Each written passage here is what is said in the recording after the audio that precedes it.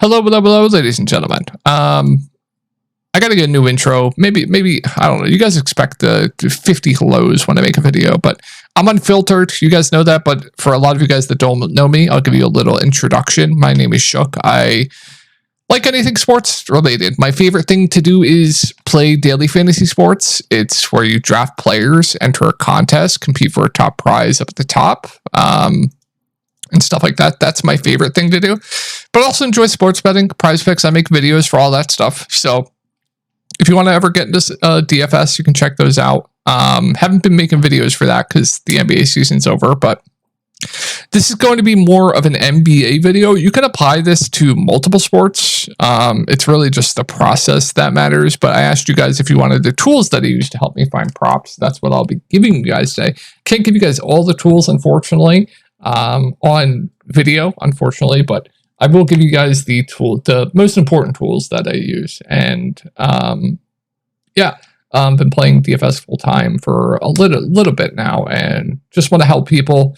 But before we get into that, I will be going over, because there's so many new people in the sports betting community, and if you're an avid bettor, or even if you're not, might be good to watch. If you know what I'm talking about, you can just skip forward. That's fine too, and get into the stuff that I use. That's fine. But there's so many new people in the sports betting community that a lot of people don't know what to do, and a lot of people just tail people, and that's fine. And there's a lot of people that just lose money doing so because they don't know what community to join.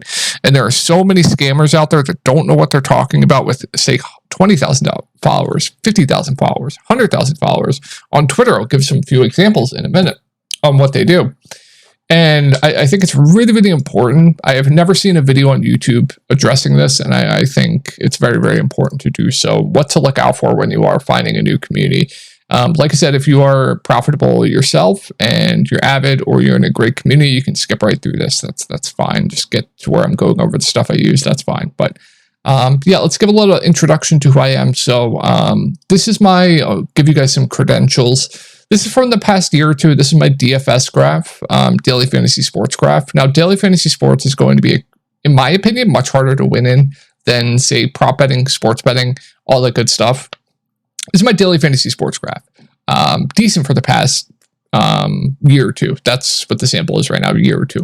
And then this is my Pickett account. Everyone should, in my opinion, have a tracking thing that's going to track all your sports betting. This is Pickett. It's a free app. It's a great app. It will track all your sports bet. If you want to go on Pickett, you can find all my stuff. There's my username right there. This is the past 3 months. I just got into sports betting from the last 3 months. I've only been sports betting seriously for 3 months now, but so this is the last 3 months. So this is my main page right there. I'll show you guys these 3 months here. This is March, sorry. This is April plus 50 units. This is May plus 31 units. Just a lot of small wins. I only straight bet. I don't do parlays, so it's definitely a small grind. But yeah, ever since I got into sports betting this past 3 months, I've seen a lot on Twitter that I think is interesting, to say the least. So let's talk about that. So if you're joining a new community, what should you look out for? First off, there's so many great communities out there, but there's also a lot of bad communities. So if you are looking to join one, the first thing you should look out for is people scamming. Like I said, there's people with 100,000 followers on Twitter that are losing sports bettors, and they're charging money for them. The one thing that they will do, and I'll show you guys an example of this, is they will run fake giveaways. What do giveaways do? People love giveaways, right? They love them. So what that's going to do is, on Twitter, that's going to farm engagement. Engagement meaning more people are going to see that this person is doing a giveaway. And what they'll do is they will post their slips of $1,000 wins, $20,000 wins that are fake or real, because if you are a winning player, eventually these apps like Prize Picks, like Underdog, like DraftKings, FanDuel, BetMGM, Bet365, Caesars, pretty much every sports betting app will eventually limit you at one time. So if you are seeing people bet $1,000, $2,000, $3,000, anything over $1,000, maybe like $2,000, they're going to be probably most likely a losing player unless they're new. You will get limited eventually. Now, could take a week, could take a month, could take 6 months. I've known people that it's taken a while for them to get limited. So if you see people betting those amounts, especially on Prize Picks, they are most likely not winning players, and I wouldn't join that community, right? So what they do is they post, say, 50 slips in their private Discord. They'll hit one out of those 50. They'll post it on Twitter of a 40K win, which is fake, by the way. They will edit the amount through Inspect Element. And then they will do a giveaway, a fake giveaway, by the way. Farm engagement. New people will see it.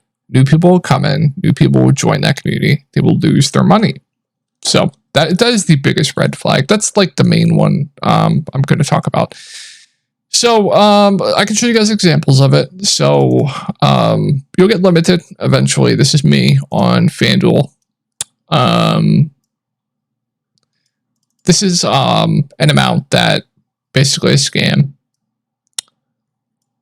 I thought I posted one more in here. I guess I didn't. But you kind of get the point there, right? So that's the main thing.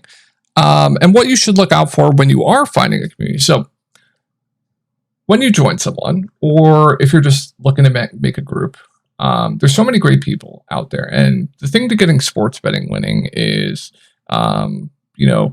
everyone should have something tracking their software. Like I said, I showed you my picket. So just ask someone, hey, can I see your picket? Can I see your tracking software? That's the best way to go about going about it. And if they don't show you it, just don't be with them, right? So let's go over stuff that you should not use. Now we're getting into the prop betting stuff. I'll go over the tools in a minute. So let's go over stuff that you should not use when trying to find your own props. So the first thing that I see everywhere is historical stats. This guy hit in the last 5 games. This guy hit in the last 10 games. People love looking at, last 5 games, last 4 games, last 5 games, last 10 games. You should not look at that at all. Every situation is going to be different from the next game. So, for example, the NBA, which is mainly what we're talking about here, the NBA, Jason Tatum, excluding the playoffs. But, for example, let's do a better example here. Onyeka Okongwu on the Atlanta Hawks has gone under his rebounding line in 8 of his last 10 games.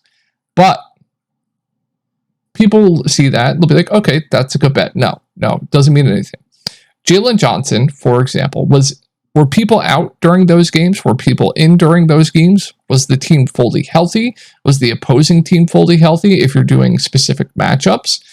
There was an edge in the NBA this season when Jalen Johnson was out for the Atlanta Hawks, and they were playing Clint Capella and Onyeka Okongwu both alongside each other. So every situation for a guy that you're betting on is going to be different than the previous game, right? So you cannot use the last 5-10 games, even in specific matchups, to solely make a decision based on props that way. Because every game that you're betting on for the next game is going to be entirely different than the game that just happened, right? So don't use historical stats at all. The next thing I see is people just love defense versus position. They absolutely love it. You're going to see people pull up Outlier. Outlier is an app that shows you, it's a good app. It shows you a lot of stuff. I don't use it personally, but you're going to see people pull up defense versus position. What's that mean? Okay, let's see who gives up the most points to opposing point guards. Houston. Okay, Luka Doncic is playing Houston. Houston gives up the most points to opposing point guards. I might as well take Luka Doncic's over points. No, do not do that at all. There are so many discrepancies with DVP around the industry. It's not going to be entirely accurate. Plus, matchups change. You have to factor in pace, all that good stuff. So that is the biggest leak I see, is people taking stuff solely on defense versus position. Now, if you are making and doing and finding props, and you're like, okay, I found this. I'm doing a bit more research, and then you want to go to DVP and you want to look at it. And if it's a good spot, according to DVP, and you want to add that to the reason on why you're taking it, sure, why not? But you should absolutely never take anything based solely off defense versus position. It's there's going to be so many discrepancies. It's not going to be entirely accurate. So that is a huge leak that I see everywhere that you should not be doing. Home away splits. That's another thing that I see. Home away splits. I don't care about home away splits. These guys are paid infinite money to be playing this game. There's only like a few guys that I could see that have drastic home away splits that it could matter. And those two guys are Jalen Suggs and Keegan Murray, possibly. But you should never, never use home away splits, in my personal opinion, to make a decision based on that to take a prop, right? I think that's another huge leak. What else? Trying to think if there's anything else. I think those are the major things. Just DVP, historical stats, home away splits, all that stuff. I think that's kind of the main thing that I think are the biggest leaks when finding props. Now, what you should look for if you are joining a community is, if you are in a community, there's going to be downswings. There's just always going to be downswings. I am on a downswing right now that is lasting about, I don't know, I want to say a couple weeks, but it's been up and down, right? I'll go to my recaps in my Discord. I swept the board this day, but let's take a look how it's been since. 531, minus 1.25 units. Okay, plus 0.4 units on sportsbooks. Did a protected play here, didn't hit. What's that? Plus 2.25. This was a positive day. Positive day here, plus 3.5 units, but minus 1.1 unit, minus 0.6, minus 4 units. I swept the board here, plus 4 units. Not sure how today's going to go. Yesterday was pretty dog. Before the sweep, it's been very, very up and down, and it's always going to be that way. There's always going to be huge downswings. As long as the person you are tailing, or as long as yourself is getting CLV, what CLV is you're getting value. So say, for example, I'll give you an example that happened today. I took Nalissa Smith over 22 points plus rebound on underdog on WNBA. The closing line for her on sportsbooks was 24.5 PR. She did not hit her line. And so you're like, okay, she didn't hit. Oh, I suck. Oh, et cetera, et cetera. As long as you are beating the market, and you don't even have to beat the market, but like if you are on closing lines, that's a phenomenal thing, right? That's a really, really good thing. If you're consistently doing that, you are going to be profitable long term.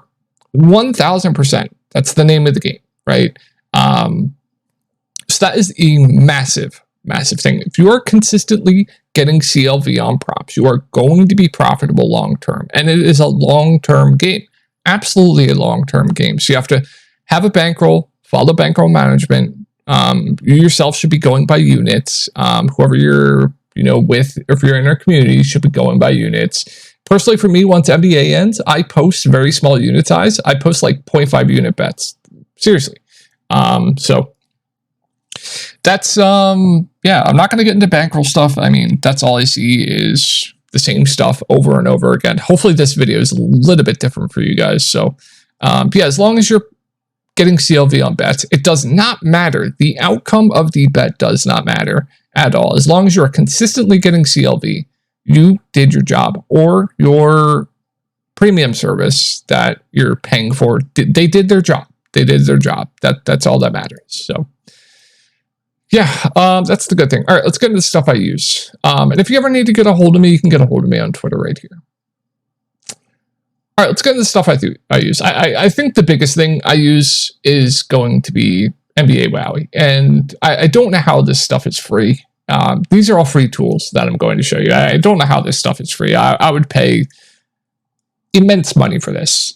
They should really be charging, in my opinion, personally. I would pay a lot for this. It's an extremely, extremely valuable tool. And let me show you why it's an extremely valuable tool. Say you see those fantasy score props on PrizePicks. Do they have any up yet? Here, MLB ones. Hitters fantasy score. Now, I wouldn't do this for MLB. I don't bet MLB. I think it's, well, I do sometimes, but mainly WNBA, NBA, NFL, NBA Summer League, NFL preseason, all that good stuff. Say you're looking at fantasy score stuff and you're on PrizePicks, but you don't know how to calculate your own projections. One thing you can do here is you can go to NBA Wowie and it will tell you their point per minute. So FanDuel will be the scoring for PrizePicks. So say you want to play, I don't know, Trae Young over, let's just say the number is like 42 fantasy points. You can see here that you get the starting lineup. Its starting lineup is, why is it not? Oh. Starting lineup is DeJounte Murray. You can take players on the court. You can take players off of the court. Just throw like, I don't know, Jalen Johnson there, Capella. Or you can just do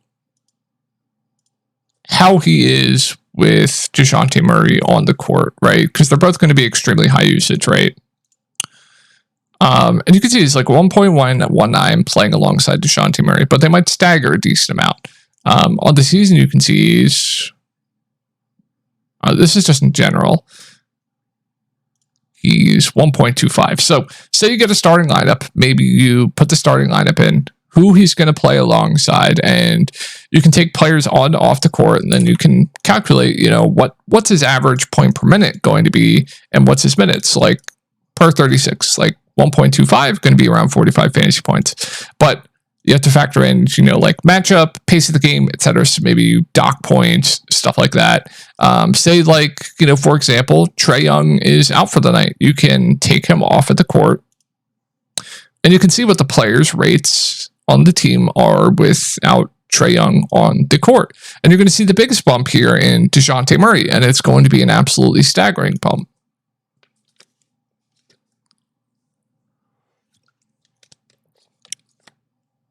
If it would load. Here we go. 1.29 point per minute with Trae Young off of the court. So like say they have his fantasy line at, I don't know, like 46.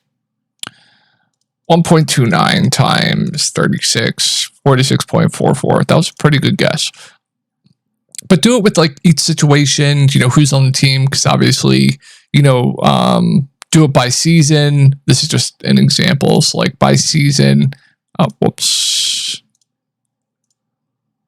Yeah, by season, etc. And then just change the situations that are happening for that night. Starting lineups and stuff like that. Players who are off the court, who the players are going to play with on the court and stuff like that. And another thing you can do here is, I use Court IQ for this. I'm going to use NBA Wowie for fantasy. But you can do it with like a whole bunch of stats, like assist percentage, how they play with players on, players off, rebounding, defense, assists, all the good stuff. But getting to that tool, it's going to be Core IQ by RotoGrinders. And I use this for that stuff. So they have per 36 minutes. That's an important one. So like, let's look at, excuse me. Let's look at DeJounte Murray's assist percentage right now with Trae Young on the court.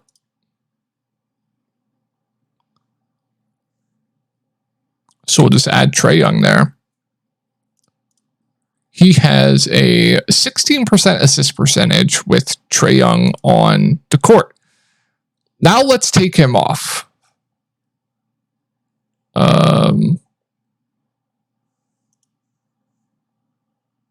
Oops. Now let's take him off. You're going to see an absolute staggering bump. Oops, sorry. Staggering bump with Trae Young off of the court. So if you wanted 36%, that jumps almost 20%. So like, okay, this guy's a really high assist percentage with this guy off of the court. The next thing you want to do is say that guy has a sample size with Trae Young off the court, which there was a lot this year. So the next thing you want to do is go to NBA.com. You want to go to advanced filters. You want to find that game. So just find the game or whatever. I'm not going to do it for this, but find the game. It'll load. We'll just go last 4 games here, but it'll load. Go to team. Go to potential assists. Just type NBA potential assists into Google and it'll show up. And it will show you the potential assists that player has for like this sample size with this player off if you find a sample. And you generally want that player to convert about half of his potential assists to hit that prop. And there will be a lot of discrepancies with lines on, books and stuff like that. Assist props are really good. Probably one of my more profitable things that I bet on. So that's a huge one right there. And then you can do it with a ton of things. Rebound percentage, usage rate with Trae Young off the court, 30% usage rate, etc. How they play, pace of the game, etc. with Trae Young, offensive rating. You can filter this by a mile of stuff. Very, very good tool I use. It correlates with Wowie. If you don't want to use both, you can just go to like ball handling and stuff like that. You can go to shooting. It'll show you all the usage and stuff like that. Really good tools, in my opinion. But my second favorite tool that I use is going to be Popcorn Machine. NBA Wowie has this as well. You can go to rotations here. I just like the layout more with Popcorn Machine. So what is Popcorn Machine? This tool is phenomenal, and it's free too. Every single night, they will upload each game, and they will show you the rotations for each team, schematically, right here. Phenomenal tool. You can see who's subbing who, assuming they don't get into foul trouble, or if they get into foul trouble, who's coming in for them. You can see how long they played, how long they sat, who they're playing alongside. So, for example, who is Peyton Pritchard playing alongside? He's not playing alongside Tatum. He's not playing alongside Porzingis. He's playing alongside Derek White some, and then it's just him, Tatum, to end the first. Like, it's going to be Tatum, Peyton Pritchard, kind of dominating usage in the first quarter, right? So really good tool. You can see who's playing alongside who is massive. It also really helps trying to find the point per minute rates with NBA Wowie with the fantasy score stuff that I also went over. So this is a really great tool. It's going to help you tremendously. NBA.com. So I showed you the potential assist. It has everything you could ask for. Say you want to take a rebound prop. Okay. Rebound chances. Okay. Jared Allen had, what are we on here? 22 rebound chances in the playoffs. His rebound prop is 11 on Prize Picks. That's probably a good line as long as the matchup isn't terrible, right? Because you kind of want about half the rebound chances to convert into actual rebounds, right? And you can do the same with like Evan Mobley out. You can take players off and stuff like that. So NBA.com, definitely one of the best tools that I use as well. These are all very good tools. And then the next thing that I use, I can't show it, but I do have League Pass. League Pass is very important. You can just watch the games and you can skim right through them because I believe watching the games, especially in the playoffs, is going to help you tremendously. But if you don't want to pay for it, what you can do here is you can go to box score. You can go to play-by-play. And you can click here and it will show you a video of all the stuff that happens, even rebounds, assists, misses. You can click here. You can watch a clip of what happened with each play if you don't want to pay for NBA League Pass. Great tool. The last tools that I would like that help me, probably the best tools are going to be, and you have to pay for them. It's going to be like Odd Shopper, DG Fantasy, stuff like that, where you can use. It'll show you all the lines on each market and the discrepancies between each book. So being on multiple books is going to be very, very important for making the most money that you can possibly make. Because if you have this thing up that's showing you, okay, there's going to be a graph. So, for example, I can't believe I'm going to do this, but let's do it. There's going to be a window. This is your browser. Can't believe I'm doing this. I'm sorry, guys. There's going to be a thing here, and it's going to have every book. So, like DraftKings, FanDuel, Caesars, BetMGM, etc. And then there's going to be a line here, and it's going to have the player props. So the props will be right here, and it'll have a list. So like Jason Tatum here, Jaylen Brown here, P.D. Washington here, Luka Doncic here, Kyrie Irving here.